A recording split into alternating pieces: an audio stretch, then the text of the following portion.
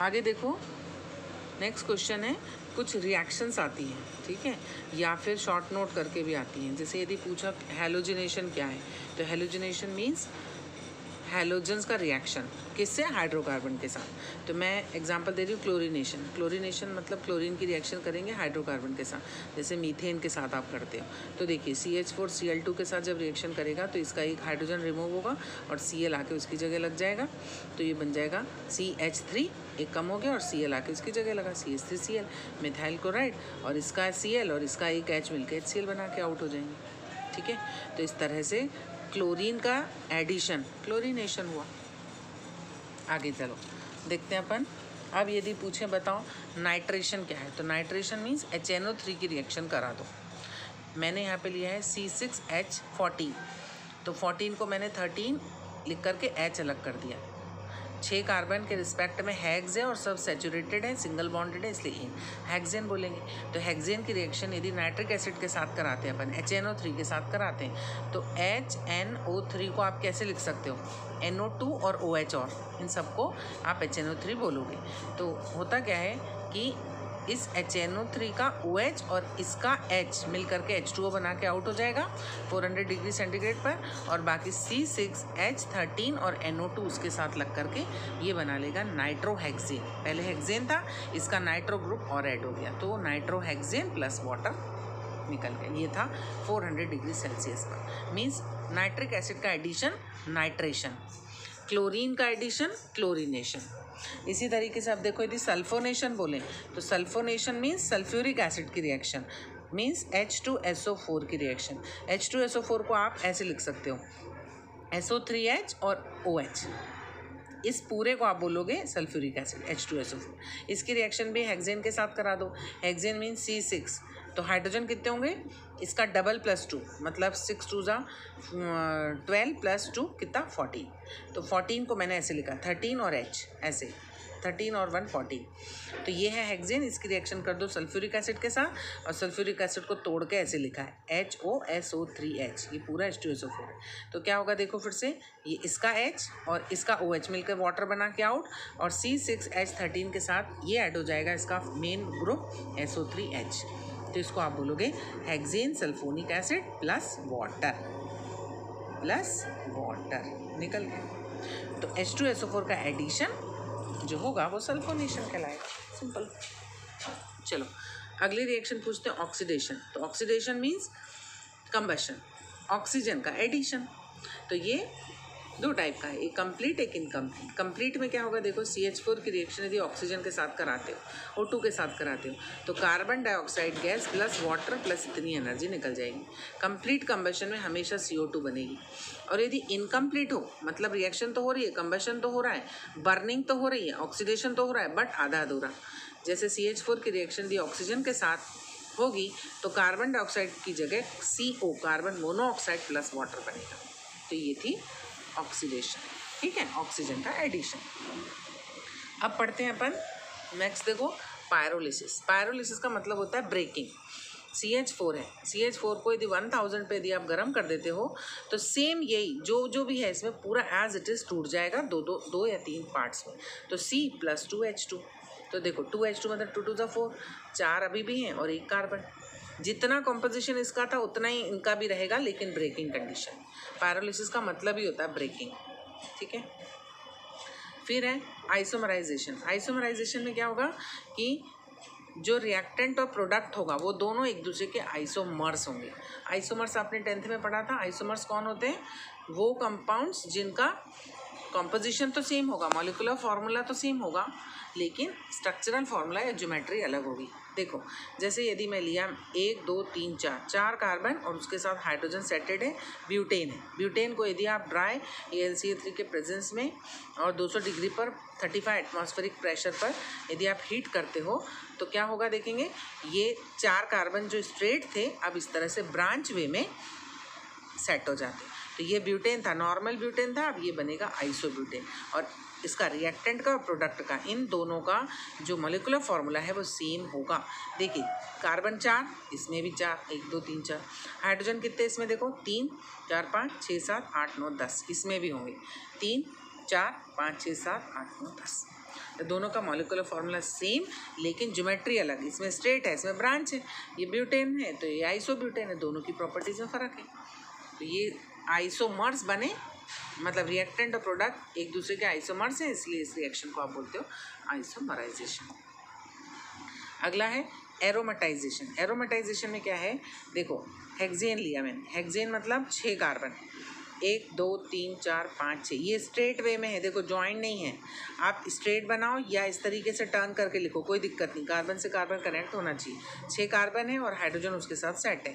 यदि आपने Cr2O3 और Al2O3 के प्रेजेंस में आपने इसको 600 पर गर्म करा, 15 एटमॉस्फेरिक प्रेशर पर, तो होता क्या है कि 4H2, 4 2 8, 8 हाइड्रोजन इस तरीके से H2 के वे में निकल जाएंगे और बाकी जो है इस तरह से बेंजीन बन गया।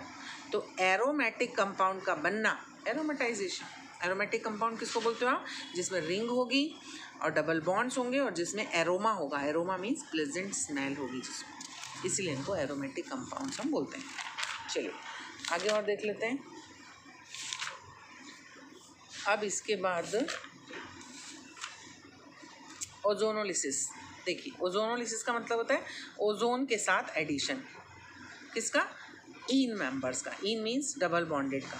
यहाँ एग्जांपल लिया हमने इथाइलिन या इथीन, 2 कार्बन उसके बीच डबल बॉन्ड और हाइड्रोजन CH2 ऐसे ओजोन का एडिशन करा दो ईथर के प्रेजेंस में, तो CH2 O3 जुड़ जाएंगे आकर के, एक इधर एक इधर, एक ऑक्सीजन इधर एक ऑक्सीजन इधर आपस में जुड़ गए और तीसरा इधर, ठीक। फिर उसके बाद क्या करिए आप, इसकी रिएक्शन आप जिंक डस्ट के साथ करा दो, तो जिंक क्या करेगा, इस ऑक्सीजन के साथ मिल करके ZNO बना के आउट हो जाएगा और ये वाला पार्ट 2 हिस्सों में डिवाइड हो जाएगा। ये क्या है, ये CH2 और O, CH2O और ये बन जाएगा HCHO, कितने, 2 बार, ये देखो सही है। जिंक के प्रेजेंस में ZNO बन के आउट हो गया एक ऑक्सीजन लेके और बाकी HCHO के 2 पार्टिकल्स बन जाएंगे। तो ओजोन का एडिशन ओजोनोलिसिस हुआ। चलो अब है पॉलीमराइजेशन। पॉलीमराइजेशन में पॉलीमर्स बनेंगे, देखो कैसे। यहाँ पर मैंने CH2 N टाइम लिया, तो जब ये सबके सब आपस में कनेक्टेड होते चले जाएं तो डबल बॉन्ड का सिंगल बॉन्ड हो जाएगा, क्योंकि हर CH2 को इसको यहाँ कोई मिल जाएगा, इसको यहाँ कोई CH2 मिल जाएगा और स्ट्रेट चेन बनती चली जाएगी। जैसे यहाँ पर यदि 1000 N है तो 1000 टाइम ये पूरा एक ही हो जाएगा, तो इसको बोलोगे आप मोनोमर, इसको बोलोगे आप पॉलीमर। तो मोनोमर से पॉलीमर का बनना पॉलीमराइजेशन हुआ। जैसे बूंदी का लड्डू होता है तो अलग अलग बूंदियों को आप क्या बोलोगे, मोनोमर बोलोगे, और जब सारी बूंदियाँ जो होंगी खट्टी होकर के यदि बूंदी का लड्डू बन गया तो उसको आप बोलोगे वो हो गया पॉलीमर और एक हुआ वो, ठीक है। तो मोनोमर कई होते हैं, पॉलीमर एक होता है।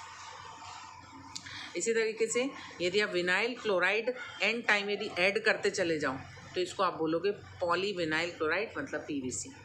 इसी तरीके से विनाइल साइनाइड को यदि N टाइम आप जोड़ दो तो ये बन जाएगा ऑर्लॉन। इसी तरीके से टेट्राफ्लोरोइथाइलिन को मैनी टाइम ऐड कर दो तो वो टेफ्लॉन बन जाएगा। तो आप ये खूब बना करके देखिए, प्रैक्टिस कीजिए, स्क्रीनशॉट लीजिए और एग्ज़ाम की तैयारी कीजिए, ठीक है। चलो नेक्स्ट शॉर्ट नोट आता है वेस्ट्रॉन क्या है। तो वेस्ट्रॉन में क्या करना, CHCl2 सिंगल बॉन्ड CHCl2, ये होता है वेस्ट्रॉन। इसकी रिएक्शन करा दो जिंक के साथ अल्कोहल के प्रेजेंस में, तो Zn ये और Cl2 इसके साथ 2 बार ये मिल करके क्या बना लेगा, ZnCl2 अलग हो गया और CH triple bond CH means C2H2 जो है एक toxic gas, poisonous gas prepare होती है, ठीक है। और वेस्ट्रॉन देखो कैसे बनता है, CH triple bond CH, ethyne की रिएक्शन यदि क्लोरीन के साथ करा दोगे तो ये बन जाएगा CHCl2 सिंगल बॉन्ड CHCl2 वेस्ट्रॉन, ये रहा, ठीक है। ये हो गया वेस्ट्रॉन का फॉर्मेशन और वेस्ट्रॉन की रिएक्शन। अब आगे देखते हैं और क्या है इस चैप्टर में।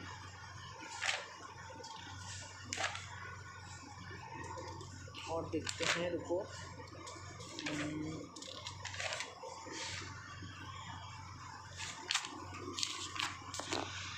एक दो क्वेश्चंस बस और बच गए हैं। नेम रिएक्शंस देखिए, हाँ ये मिल गई। देखो नेम रिएक्शंस में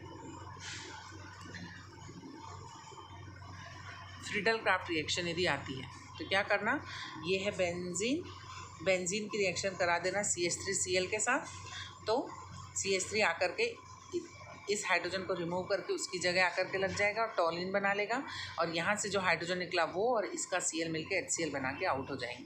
तो बेंजीन का टॉलिन में कन्वर्जन किसके प्रेजेंस में, CH3Cl के, ठीक है। तो ये एल्किल हैलाइड की रिएक्शन कहलाएगी एल्काइलेशन।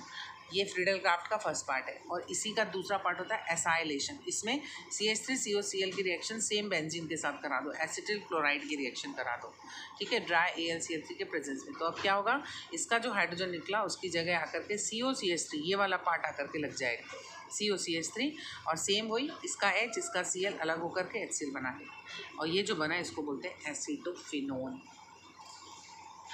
हेलोजिनेशन यदि एरोमेटिक कंपाउंड में बोलें तो देखो, बेंजीन उस पर क्लोरीन की रिएक्शन करा दो, ठीक, तो इसका जो H निकला वो और ये Cl आकर के वहाँ पे लग जाएगा, तो क्लोरोबेंजीन बन गया, और ये H और ये Cl मिलकर के HCl बना के आउट, ठीक है। तो ये एरोमेटिक कंपाउंड में भी पूछा जा सकता है। अगला देखिए, यदि पूछे बताओ BHC क्या होता है, बेंजीन हेक्साक्लोराइड क्या होता है, तो बेंजीन के ऊपर 3Cl2 की रिएक्शन करा दो सनलाइट के प्रेजेंस में, तो ये सारे के सारे डबल बॉन्ड चले जाएंगे और हर कार्बन पर Cl आकर के लग जाएगा, क्योंकि देखो ये और ये कार्बन डबल बॉन्डेड क्यों थे, क्योंकि अनसेचुरेटेड थे, ठीक है। अब इसको Cl मिल गया, इसको Cl मिल गया, यहाँ मिल गया, यहाँ मिल गया, इसको भी मिला, इसको भी मिला, तो ये जो डबल बॉन्ड है इसकी नीड खत्म हो जाएगी और हर कार्बन पर आकर के Cl लग जाएगा। तो इसमें कार्बन 6 है, हाइड्रोजन 6 है और Cl 6, इसलिए इसको क्या बोला जाता है, 666 भी बोला जाता है, 666, कार्बन 6, हाइड्रोजन 6, Cl 6। एक पेस्टिसाइड होता है या इंसेक्टिसाइड भी होता है, बेंजीन हेक्साक्लोराइड या BHC भी इसको बोला जाता है, ठीक है। चलिए अब देखिए गैटरमैन कोच रिएक्शन क्या है और गैटरमैन एल्डिहाइड क्या है, ये भी नेम रिएक्शन में आता है। बेंजीन की रिएक्शन करा दो CO प्लस HCl के साथ ड्राई AlCl3 के प्रेजेंस में, तो बेंजीन के ऊपर इनमें से CHO ग्रुप आकर के लग जाएगा और बेंजल्डिहाइड और HCl अलग हो जाएगा, ठीक है। तो बेंजीन से बेंजल्डिहाइड का बनना कहलाएगा आपकी गैटरमैन कोच रिएक्शन। अब गैटरमैन एल्डिहाइड यदि बोले तो क्या करो, बेंजीन के ऊपर HCN और HCl की रिएक्शन करा दो ड्राई AlCl3 के प्रेजेंस में, तो एक मीडिएटर बना और वाटर के एक्सेस में वापस बेंजल्डिहाइड बन जाएगा और अमोनिया लिबरेट हो जाएगी। मतलब दोनों ही गैटरमैन रिएक्शन में, चाहे गैटरमैन कोच हो या गैटरमैन एल्डिहाइड हो, बेंजीन से बेंजल्डिहाइड ही बनेगा।